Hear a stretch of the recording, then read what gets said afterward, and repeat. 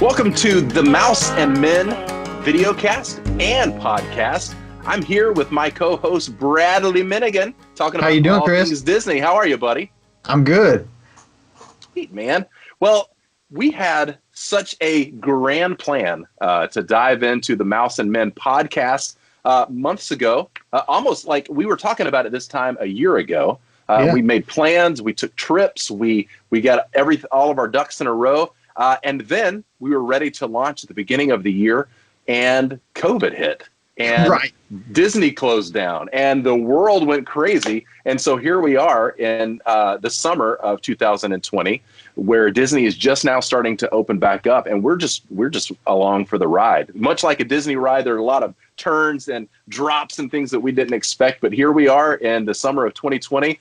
Like, who knows what tomorrow will bring Disney-wise? But we do know one thing. We love Disney.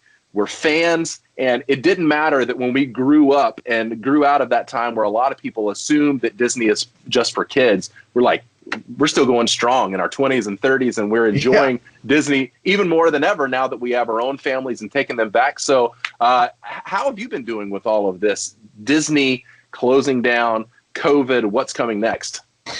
You know, it's tough because something that my wife and I do is we always talk about our next Disney trip. And it's been 4 years since we've been back down there. Well, I'll take that back. We have had just kind of mini excursions over to either Disney Springs, or we did go over to the Animal Kingdom to see Pandora when we were down in Florida for something else. Just went over for an afternoon. But we haven't had a real trip to Disney in about 4 years. So we're always just kind of thinking, hey, we want to put this on our to-do list. And when everything shut down, it's kind of, oh, well, it's weird. It's like getting on a roller coaster, and there's no more opportunity for a chicken exit. You know, you can't chicken out at this point. You're already strapped in, and we just have to ride this thing out. But you know, I think we're just kind of waiting to see what's going to happen. And something that I want to talk to you about today is, would you go back to Disney today if you had the opportunity? Because I know a lot of people are talking about, is it safe? Should we go back? Or do we need to wait a while?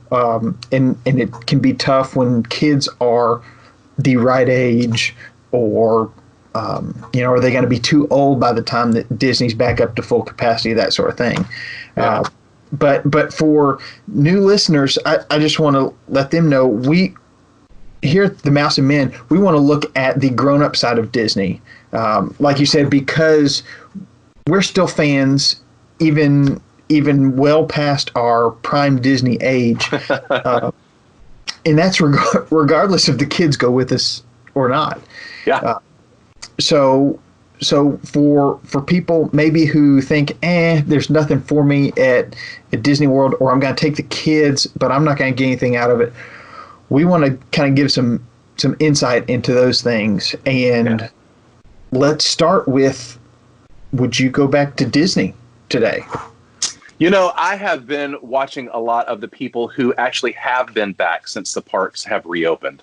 And they've shown a lot of video of the precautions that Disney is taking, and the things that they are requiring the guests to do, the people that work there, the cast members, to keep up with in order to provide the ultimate level of safety. And before I watched those videos, I would have said, I don't know, man. I mean, for me, for us being in Central Tennessee, the drive down there is 12, 15-hour trip, and then get down there, and then it's possible that the parks could be at capacity. And I think that there's a reservation system now that's taken place of just being able to like book your trip and go. And so there are a lot of precautions now that I'm seeing from some of those intrepid reporters in the field that are walking into the parks with their masks on, seeing the temperature checks, seeing people, everything from gloves to masks to the hand sanitation areas that they have around there. And there is a sense of safety that I do see. And that is, I don't know if it's Disney specific, but I've always felt safe going into a Disney park. You know, regardless of what's going on in the world at large, it feels like you can go to Disney and kind of get away.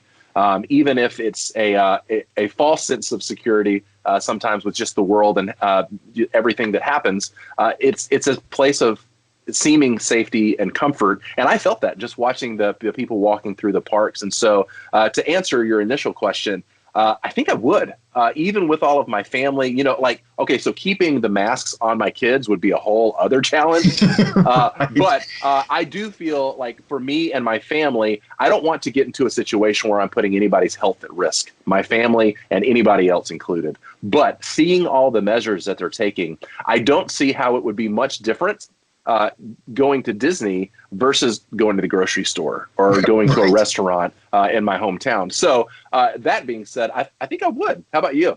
So that's a good point. How different is it from going to Costco, which also requires masks? Yeah. Or the grocery store, and a lot of grocery stores are not fully requiring masks.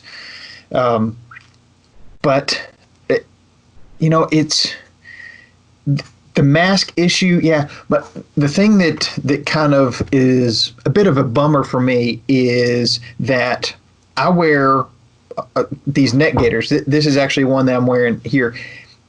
It's a Buff brand. It's just one brand that you use. It's a big fly fishing accessory.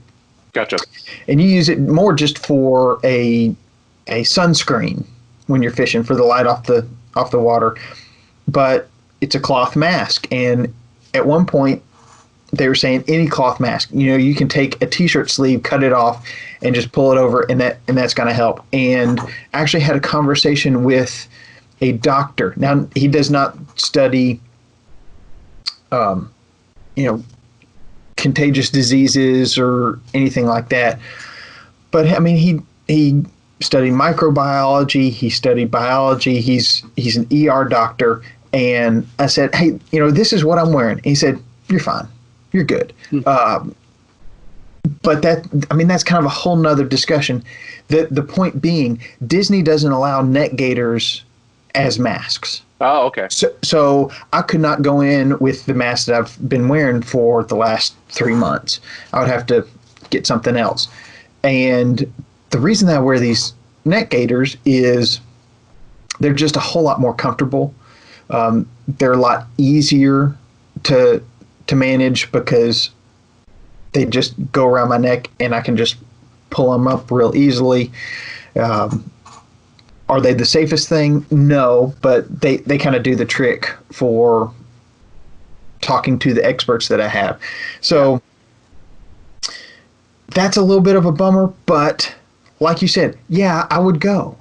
Mm-hmm. If the parks are at capacity that day, and capacity being, I think it's 25% of max capacity. So. Yeah. And really the only time they get to max capacity is around Christmas, New Year's, kind of in that break. Over the summer, as busy as it is, I don't even think it hits max capacity most of the time. Wow. Yeah. And I have been to some of the special events, Mickey's Not So Scary Halloween Party, which is a separate ticketed event, and that's not capped. And I know it's well over 25% when I've been. Yeah.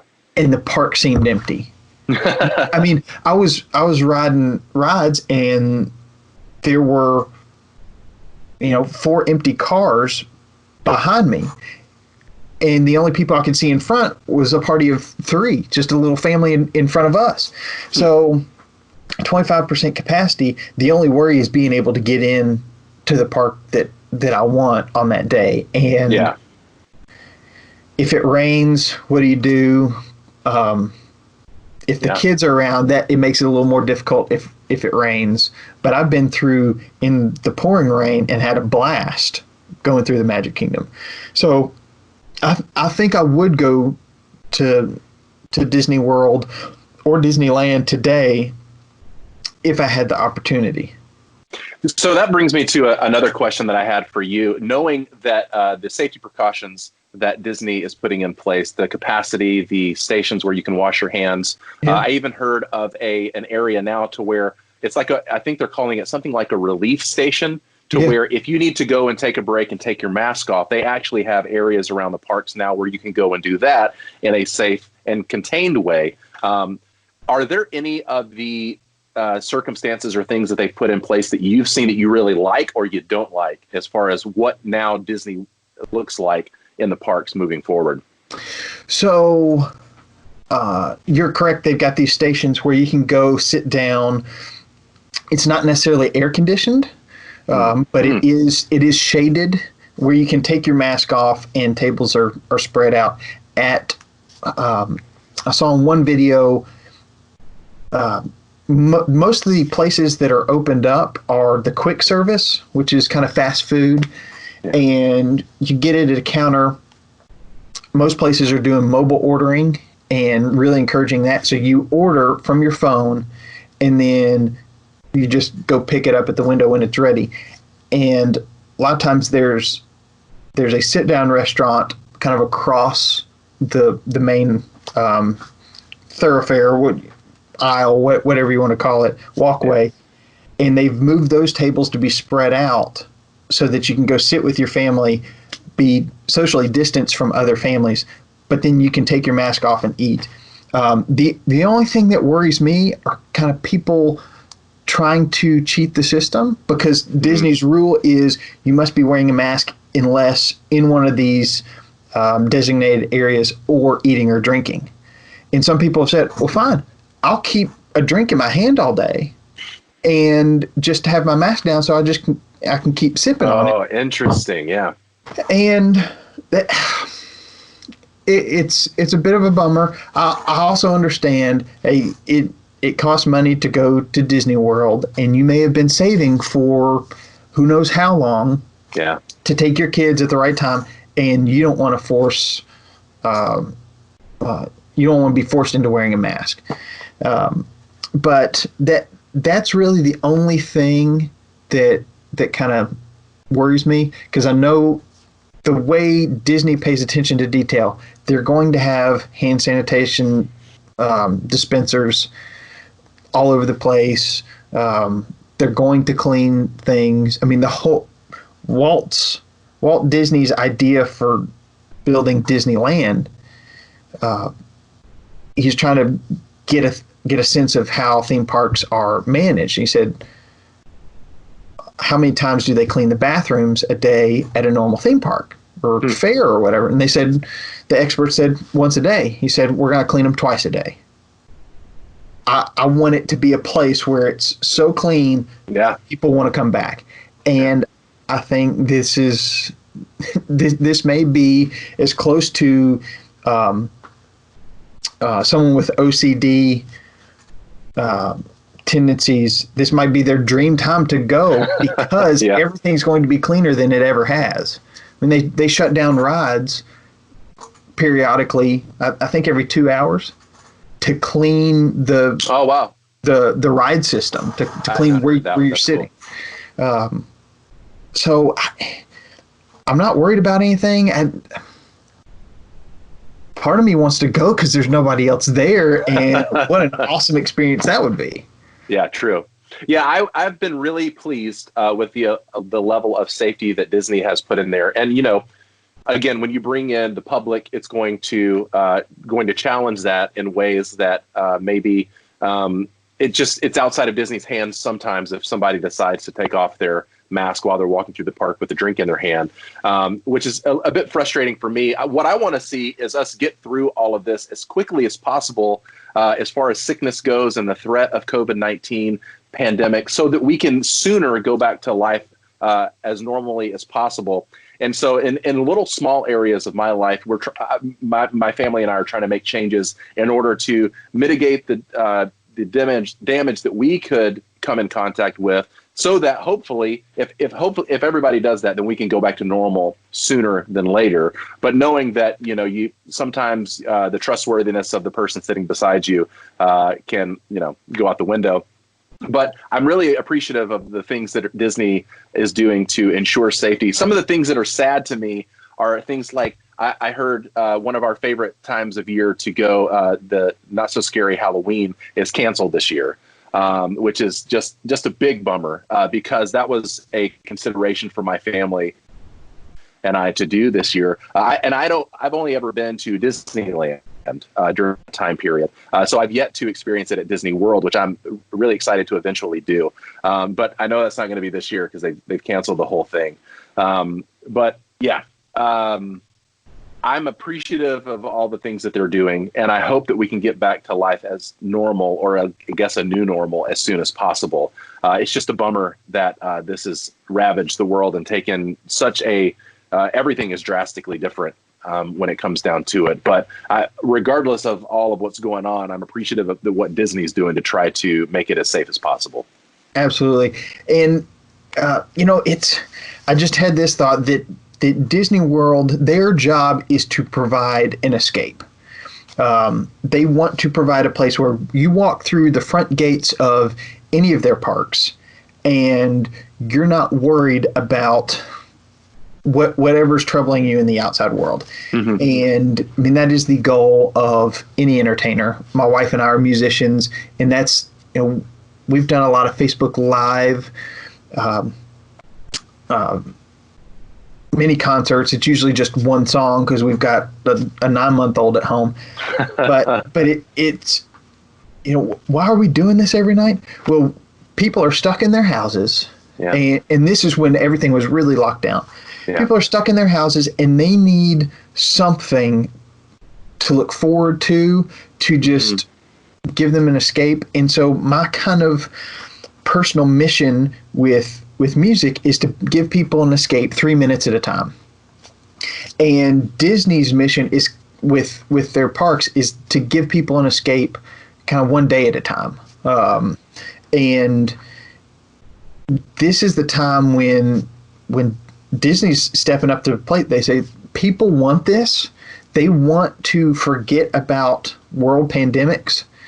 And so I think they're doing a really good job of providing that for people, but still making them feel safe. Yeah.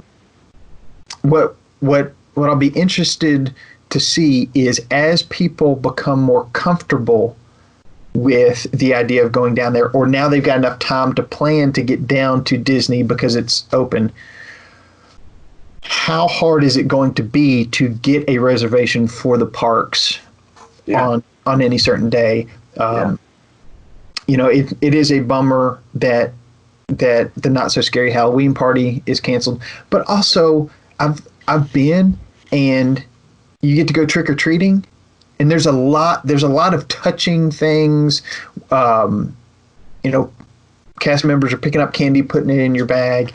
A lot of close interactions like that, and it's just going to be too tough to facilitate all that. But they are kind of phasing the opening of even rides and attractions in parks. But everything that I'm seeing looks like they've spent a lot of time thinking about it. They've got some experts, and they go through just these emergency procedures all the time, not necessarily related to pandemics with a virus that nobody can. Not everybody knows if they have it or not. But I think they've spent some time being really intentional on how are we going to give the people what they want. That's an interesting point too. I have been excited to hear about some of the changes that may be coming into effect at the parks to make the future of going to Disney a lot more of an enjoyable experience. The idea of having to reserve your day, sometimes that can really come back to bite you when you go to reserve a day at Magic Kingdom with your family members and you realize that it's just not an option.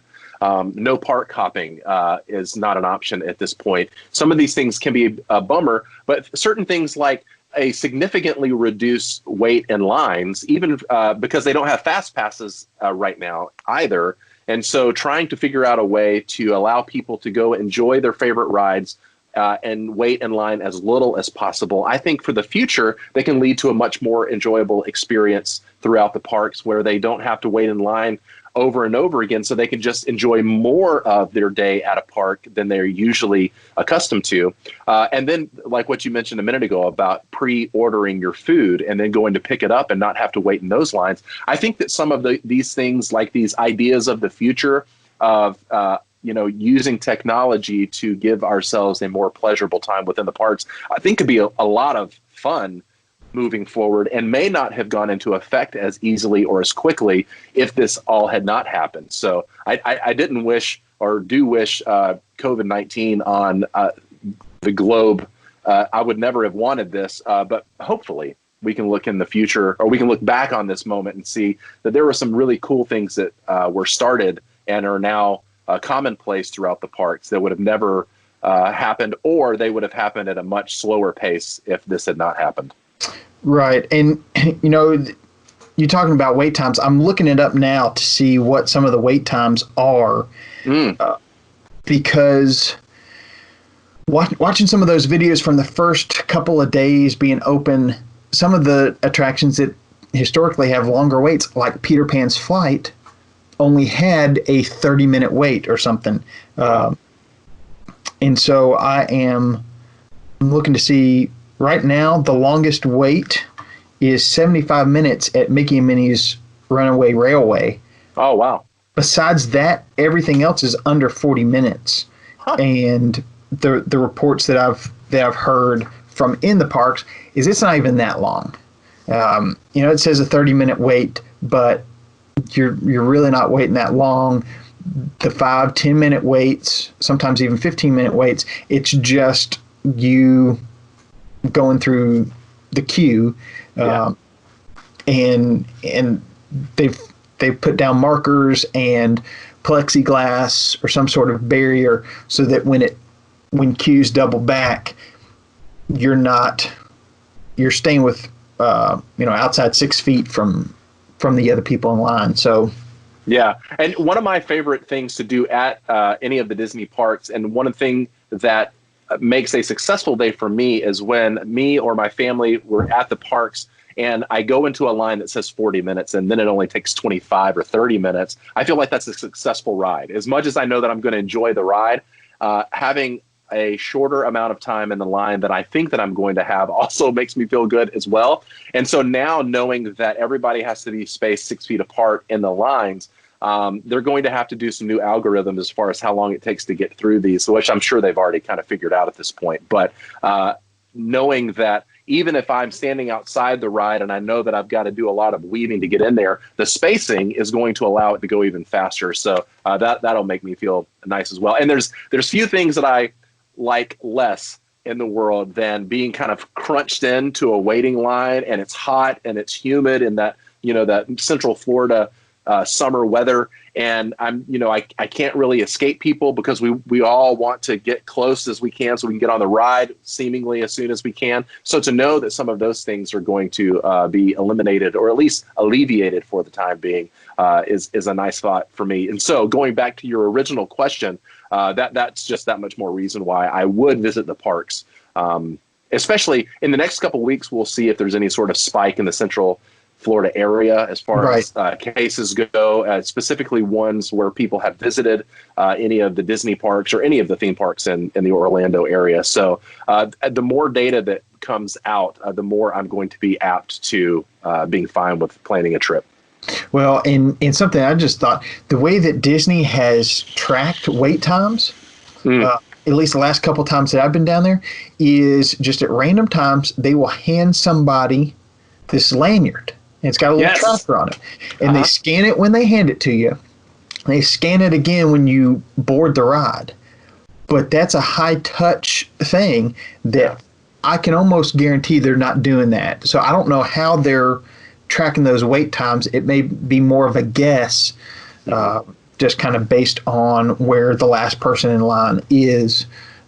Maybe they're just monitoring it with cameras that are pointed onto the queues. But sure, I'm excited to launch the Mouse and Men we are going to be talking about our trips down there, different things that are geared more for adults. Like we said, the grown-up side of Disney.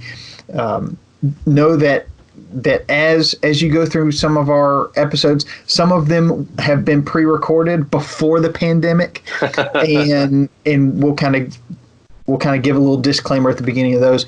But I say that because some of the things to which we refer in those episodes may not be available at this current time, but hopefully they will be coming back at some point. But Chris, I'm really excited to dive into all things Disney with you. Me too, man.